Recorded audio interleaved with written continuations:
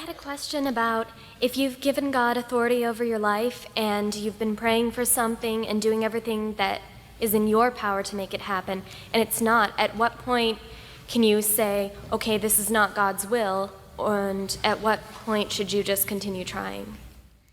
That's a good question. And I think the answer to that is you never really want to say, if this is not God's will, if what you are seeking and praying for is for His glory.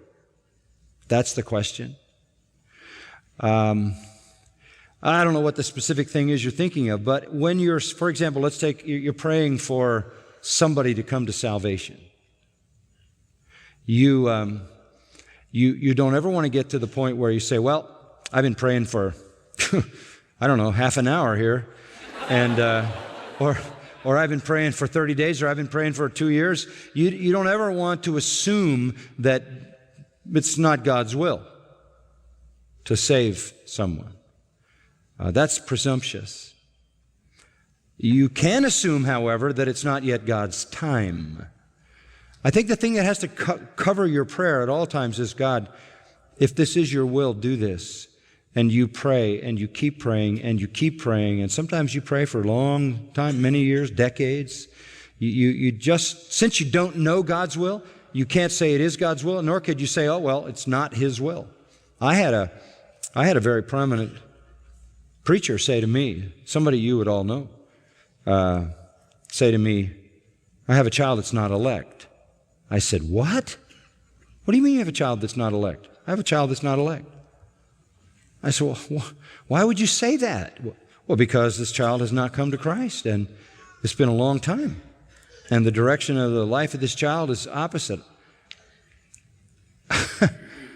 I was very surprised by that. By the way, that particular child is now in Christ and serving alongside that father. So I teased him a little bit about his inside knowledge of who's elect and who's not. You just don't want to get to the point where you decide that God's going to act in your time, or you're going to think it's not His will. So depending on what it is, if you're praying for God's will in a certain situation, keep praying. God hears you just because you're faithful. That's called importunity.